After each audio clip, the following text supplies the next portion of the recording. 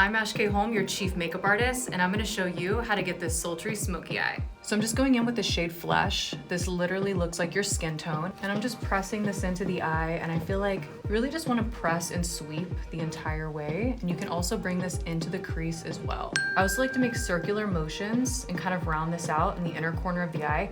I feel like it kind of just makes the inner corner look a little bit more sultry. Using a blending brush, I'm just gonna drag this in an outward direction, angled towards the tail end of the brow and connecting to the lower lash line. So just making a nice blown out shape.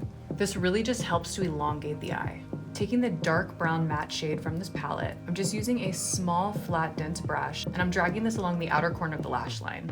You can bring this about halfway or you can bring it all the way in to really make that eye sultry. You can also start dragging this in an outward direction to kind of fake a wing liner.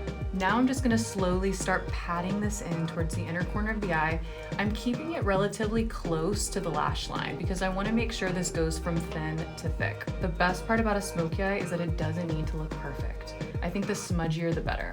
Now I'm gonna switch to a pencil shaped brush. This is a little bit more narrow. And I'm gonna start shading the crease. This is gonna add even more depth and definition to the eye. I'm gonna connect the crease with this outer corner smudged eyeliner.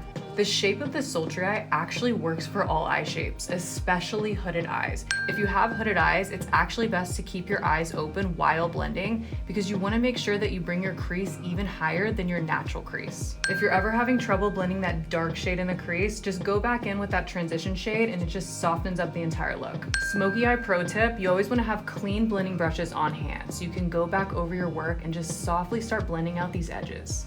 To add some warmth into this eye look, I'm just adding more of a rust shade to the crease.